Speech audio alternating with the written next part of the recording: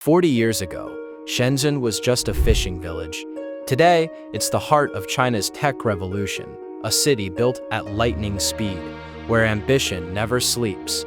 But behind the glow of progress, another story was taking shape. A story of debt, overreach, and collapse. Once the symbol of prosperity, Evergrande became the world's most indebted developer, a $300 billion built on promises that could no longer stand.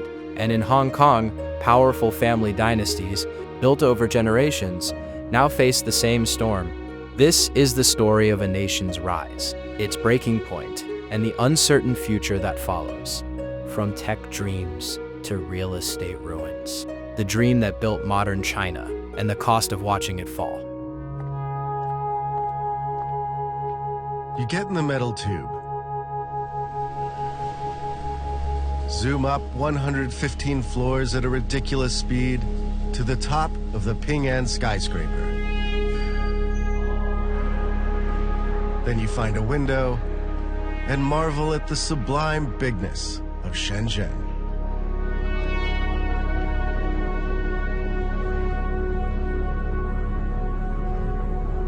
"40 years ago, all this was farmland and dirt roads. A minor hub for rural goods trading just across the border from Hong Kong. Now, it's the hot, steamy, frenetic home to 13 million people that just about everyone on Earth calls the Silicon Valley of China.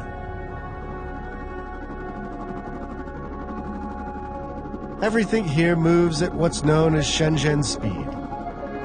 It's a phrase that describes an unyielding pace of change, and I came here to feel it firsthand. To do that, it's an Instagram pose with the cityscape, a quick scan for government spy drones, and then a car ride to see where just about everything we use gets made.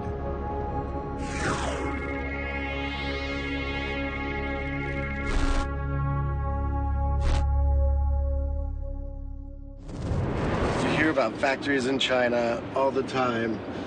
Today, I'm lucky enough to actually go visit one that's located about an hour outside of the center of the city. They're gonna let us see what life is like inside one of these factories.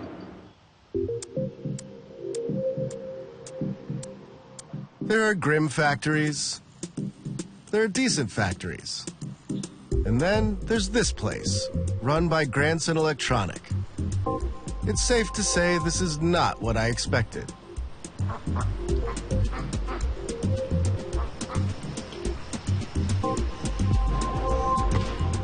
The plush surroundings are intended to make customers from all parts of the world feel comfortable. But inside, it's more like you'd expect. Dozens of workers moving at Shenzhen speed, making fancy headphones for an Australian company called Neura. How did you guys end up in Shenzhen? I guess that's the thing to do these days. Yeah. Shenzhen's known as a place that people come to make things. Yep. You don't come here to mess around. You come here to get things done. They have the supply chain here, a supplier that can make any component of the headphones you need. And, of course, there's the labor cost, which is not as cheap as it used to be, but still reasonable. The production line's been running at basically maximum capacity since we started. And, yeah, we can do 500 a day normally. What are the little noises we hear in the background? You're hearing them make sure they assembled the speaker correctly. So that's like a test noise? Yeah, that's right. Okay. But what is life like for the people who make these wonderful toys? To get a taste of the factory experience, I joined the mad dash for lunch.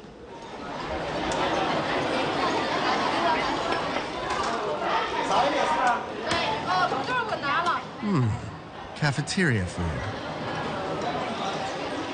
Nice to meet you. Nice to meet you. How are you? Good. How's the food? Okay. It's good. How long have you worked here? 2 years. Okay. It's tough to say anything terribly new about the life of the Chinese factory worker.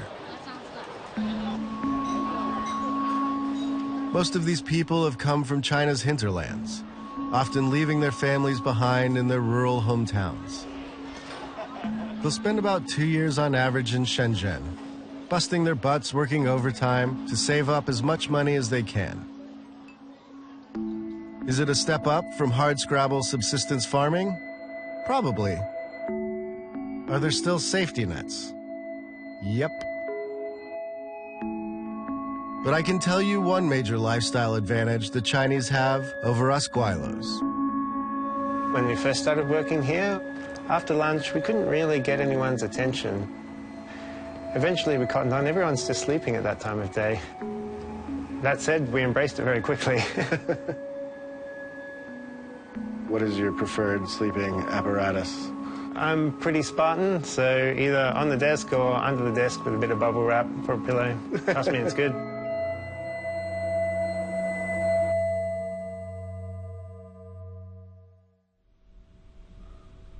Luke is just one of many entrepreneurs who come to get their gear made in Shenzhen.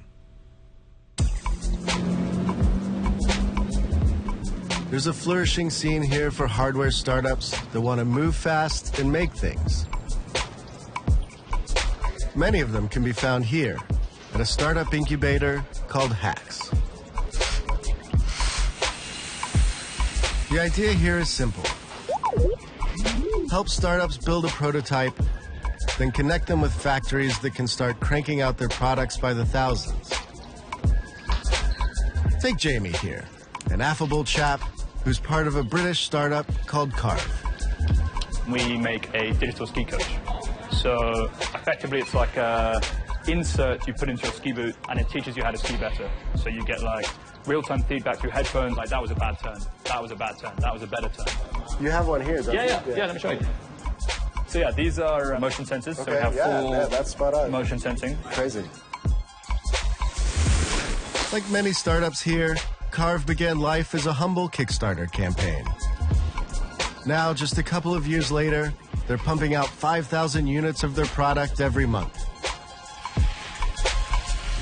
Do you think you could have brought something like this to life in the UK if you'd have been accepted by an incubator there? Yeah, or I mean, now that you've been here, you've seen a new world, I guess? I think it kind of depends a little bit on how much of a shoestring you're on. Here in Shenzhen, it's so much cheaper. In many different categories, it's cheaper, like in the product development phase, to get different materials 3D printed or machined. You get it here for kind of half the cost and twice as fast. Yep. And sometimes 7 times as fast. To get a feel for that high-speed energy, I hop across the street with Jamie to the famed Washangbei markets. Yeah, so this is the biggest electronics market in the world, probably. They're an important resource for the young entrepreneurs here, and a fantastic place to get your senses overloaded. Such a hive of activity in here. It's crazy. Oh man, it's great. So this is the energy, right? You just walk through the market, it's like bang! Yeah. You know, like, okay. This is where factories have come to display their wares to potential buyers, who is me and a lot of the other people here. Kind of a storefront for factories. Okay.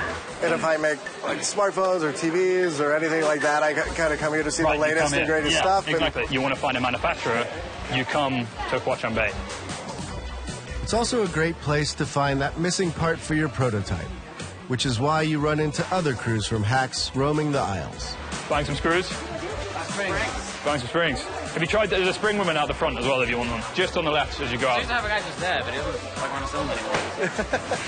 The fact that I can get a component in like an hour is like absolutely phenomenal. That is Shenzhen speed. Yeah. That's why we're here.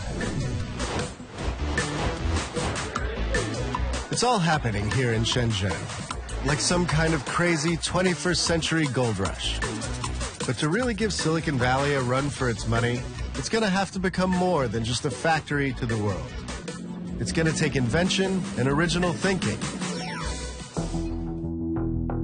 So Evergrande is this sprawling giant of a real estate developer. As recently as 2016, it was the largest real estate developer in China by sales. Evergrande is also the world's most indebted developer. The firm has more than 300 billion in liabilities, and it may actually be on the hook for more debt, which isn't necessarily revealed on its balance sheet.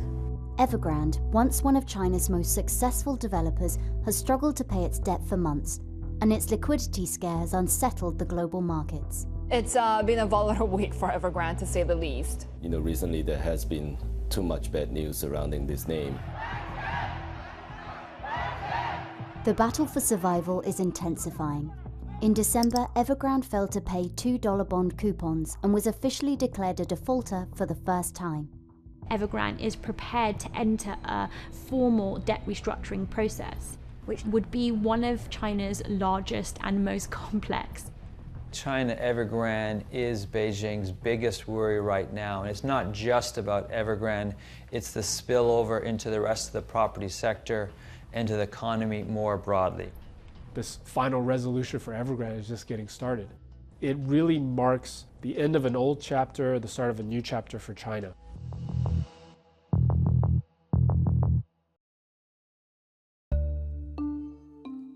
The chairman, Mr. Hui, he came from really stark poverty. He was born in the late 1950s in Henan province, which is a major rural sort of agricultural province in the middle of China. 对于贫困，我是非常有深刻的体会的。从小到大都是吃地瓜和地瓜面长大，铺的、盖的、穿的都是补丁落补丁。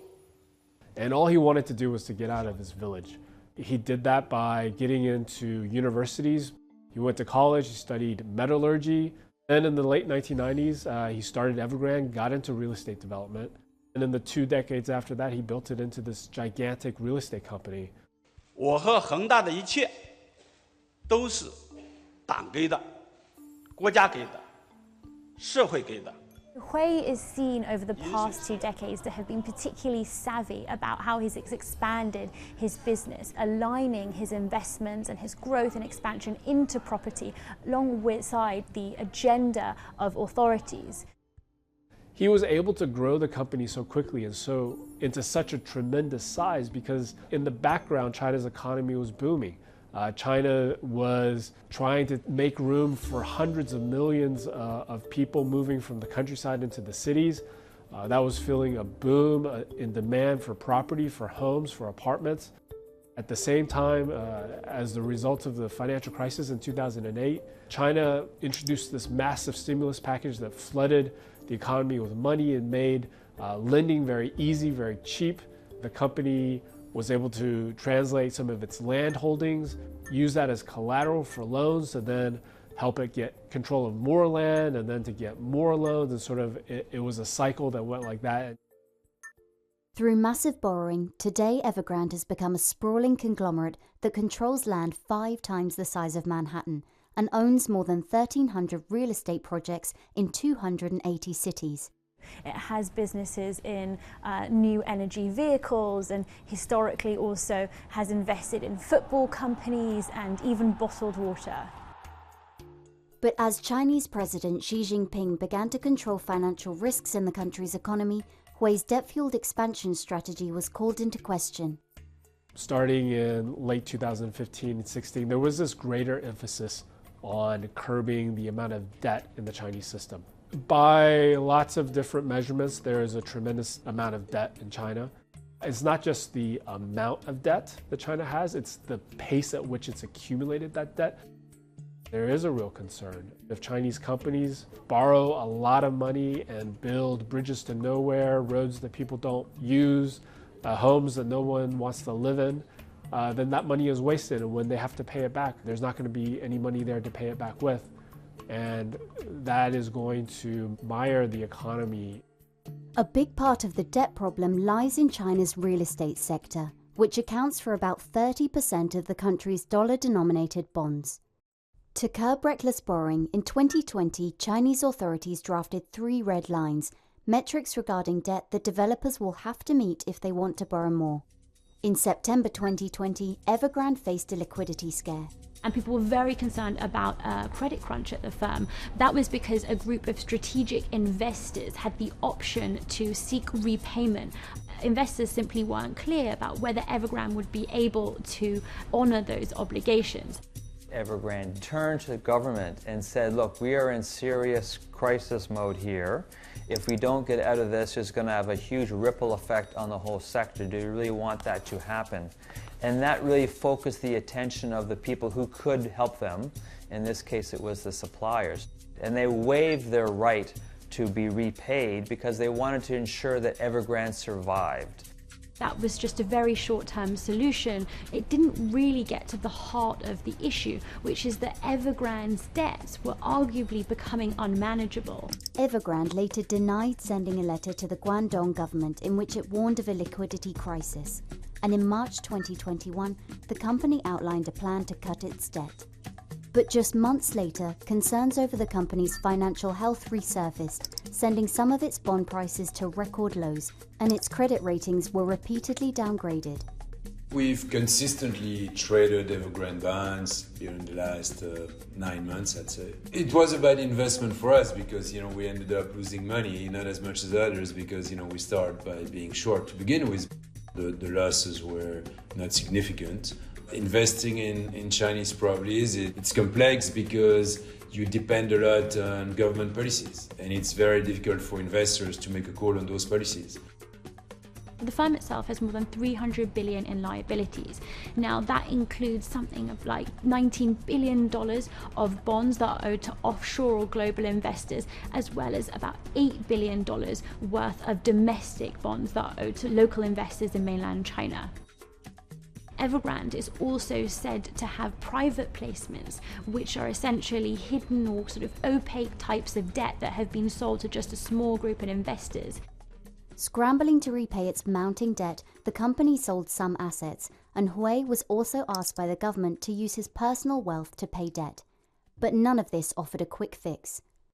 If you just looked at the numbers, the amount of debt that Evergrande had, and you looked at how much money was on the books, you could tell there was going to be some trouble. Over 1.5 million homebuyers have partly paid for Evergrande properties, but those apartments are not yet built. In September 2021, over 100 homebuyers in Guangzhou staged a protest, demanding that the company restart the halted construction work. Missed payments on 40 billion yuan of wealth products sold by Evergrande to retail investors also sparked nationwide demonstrations.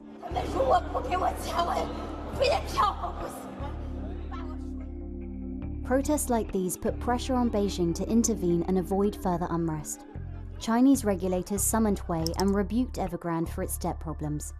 Evergrande has said it is committed to completing the project. It also says it's committed to repaying the wealth investors, but the jury is still out on that.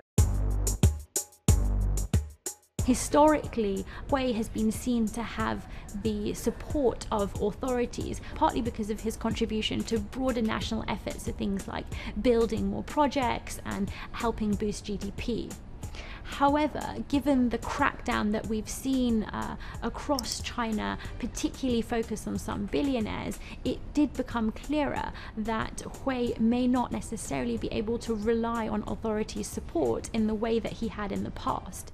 推动人的全面发展，全体人民共同富裕，取得更为明显的实质性进展。 The crackdown on property really figures into that broader theme. So the emphasis that property is not for speculation, but is for living in, has sort of been a mantra that we've heard time and time again.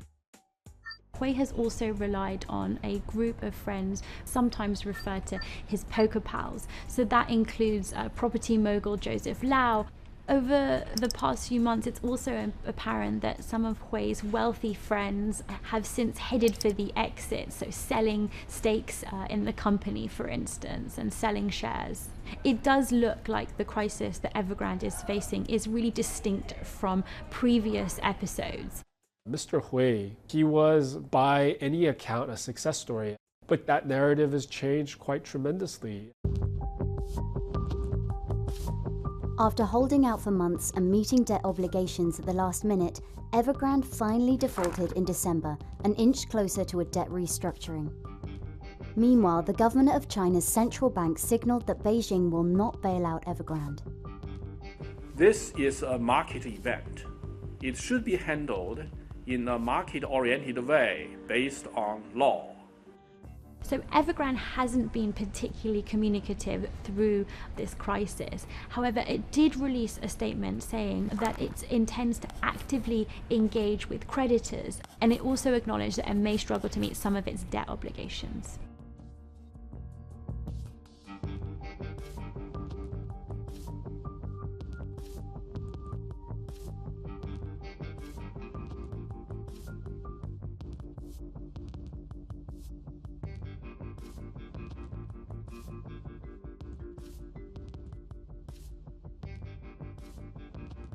The provincial government of Hainan decided quite recently that Evergrande's projects on their site was not proper, was illegal. They didn't have the right permits. And so they've ordered Evergrande to demolish dozens of concrete condos that were just about ready. Just the image of this wrecking ball coming for these condos, which are almost complete, is sort of a metaphor for what's going on at Evergrande right now. The wrecking ball is coming. HNA, the other debt-ridden Chinese conglomerate, might offer a potential model for Evergrande. Local government in Hainan, where HNA was based, essentially took control of the company, sold its assets, paid off some of its debt, and is still working on the rest. The Guangdong government now has sent a team to go in at Evergrande and help manage this crisis. Some people think that the government may ultimately take control of the company. Now, that's still very much up for debate.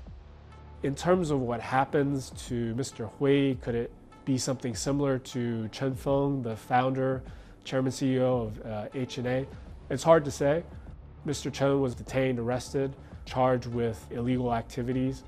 I'm sure that if some misconduct is revealed, the regulators are not going to be shy about looking to pin responsibility on those behind those decisions.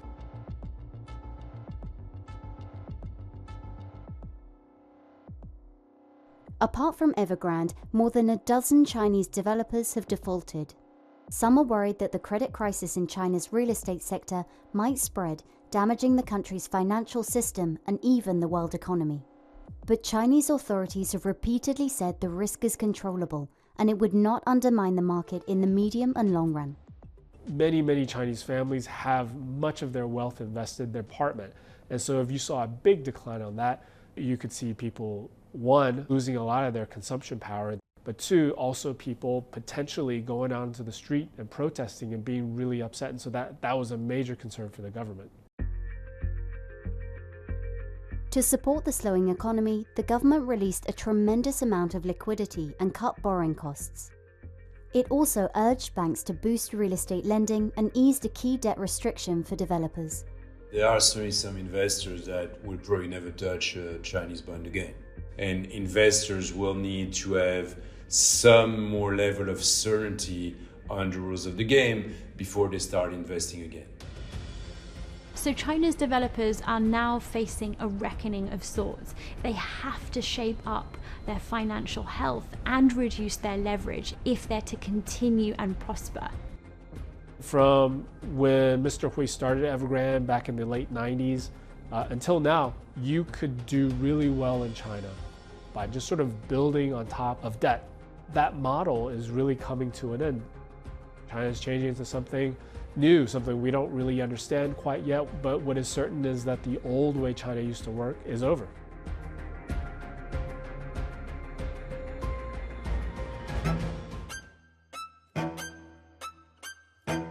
In China, there is an ancient proverb, 福不過三代, meaning that wealth doesn't pass 3 generations.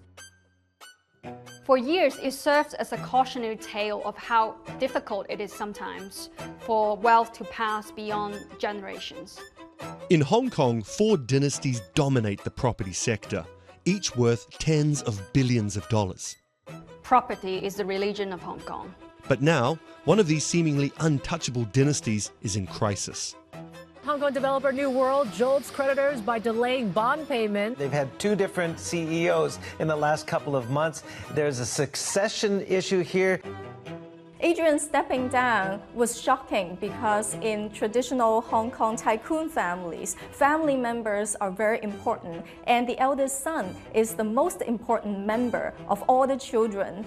Over the last decade, heir apparent Adrian Cheng played a pivotal role in rapidly expanding New World's properties, and in the process, racked up billions of dollars of debt. A string of recent misfortunes, some within the company's control and some not, have hit New World's share price hard. Now it's working to refinance about $11 billion of debt. At the centre is a Hong Kong dynasty uncertain about its future, trying to navigate China's ongoing property crisis.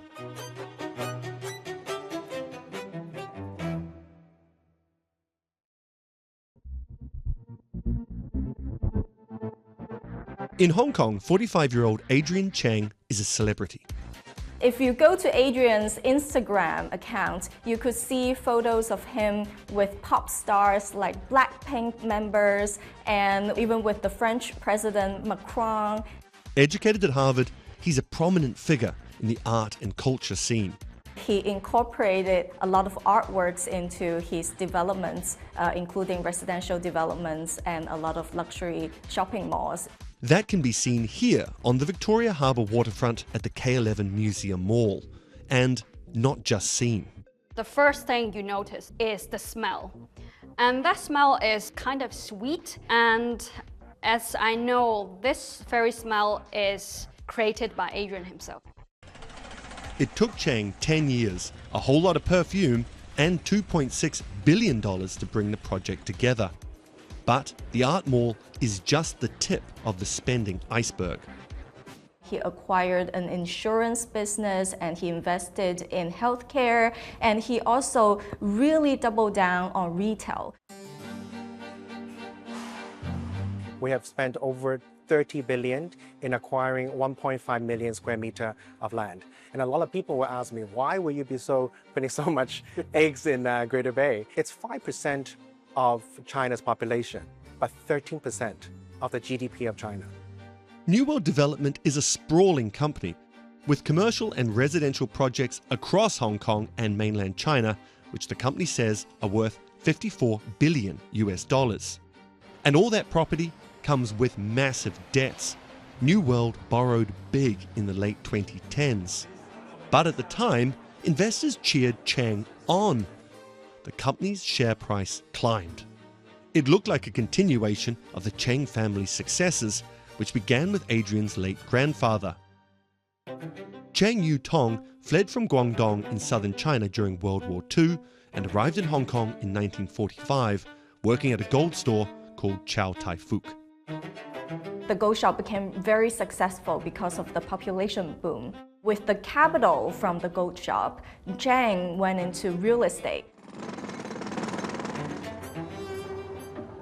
The 70s and 80s were boom years for Hong Kong's property magnates.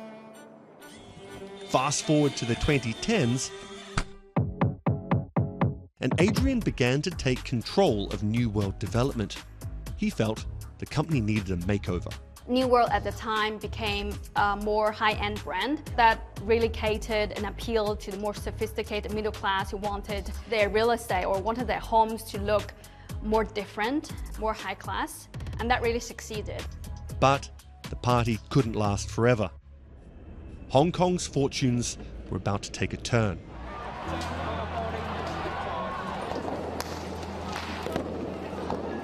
Protests over the increasing influence of Beijing on the city began in March 2019. That June, an estimated 2 million people took to the streets to oppose the direction of the Hong Kong government. Police and security services cracked down. China introduced a very controversial national security law in Hong Kong, and that had an impact on Hong Kong's reputation. Then, in a double punch to confidence, COVID struck. Hong Kong locked down, global business slowed. Hong Kong's economy was battered, and even after COVID, Hong Kong's economy was finding it hard to recover. Tourists are not coming back as much as before. Cheng's luxury vision was facing the harsh reality of a changed and diminished Hong Kong. And all that debt, well, it started to become a problem. Look at this red line. New World's debt reached 95% of its equity at the end of 2024, well ahead of its competitors. And it was around that time when people started to realize that, hang on, New World's expansion plan dated back in 2017 and 2018 might have contributed to this heavy debt level. The market woke up to just how bad the situation was looking at New World. The company's bonds, debt which they sell to the market, plummeted in price. Investors figured they were unlikely to get all their money back. Cheng's father, who was New World's chairman, stepped back into the spotlight. In a rare interview on local Hong Kong TV, he suggested the previously unthinkable. Adrian might not be the one to take over the family business. 揾呢個人呢，唔係易揾。如果揾到呢，我就非常之高興嘅。Adrian Zhang was widely expected to be the successor of the whole family group. And then news came that Adrian would step down as CEO in New World after, leading the group into its first losses in 2 decades. People were like, oh my God. When you say New World, people think of Adrian Chang and vice versa. That had lasted for more than a decade. Adrian Chang's investments, at first seen by analysts and investors as innovative, were now being judged as overextending New World. At the time, everyone was praising Adrian. And then now, in hindsight, everyone is saying, oh, of course, he shouldn't have. Adrian's position as heir apparent is now in question. His 3 other siblings have taken up key roles across the family business, none more prominent than his younger sister, Sonia Chang. She runs the family's original jewelry empire and the hospitality side of the company, including the Carlyle in New York and the Hotel de Crillon in Paris.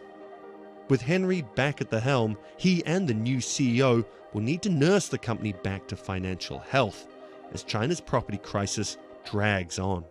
China right now is experiencing an economic slowdown because of all the trade tensions and its own economic issue, including a real estate slump and very high youth unemployment rate. New World's debt-fueled expansion is now a warning to Hong Kong's other property tycoons, and a reminder that keeping business in the family has its challenges. According to a 2024 UBS study, about half of family businesses in Asia will change hands over the next 5 years. That's over $1 trillion in company value, moving generations.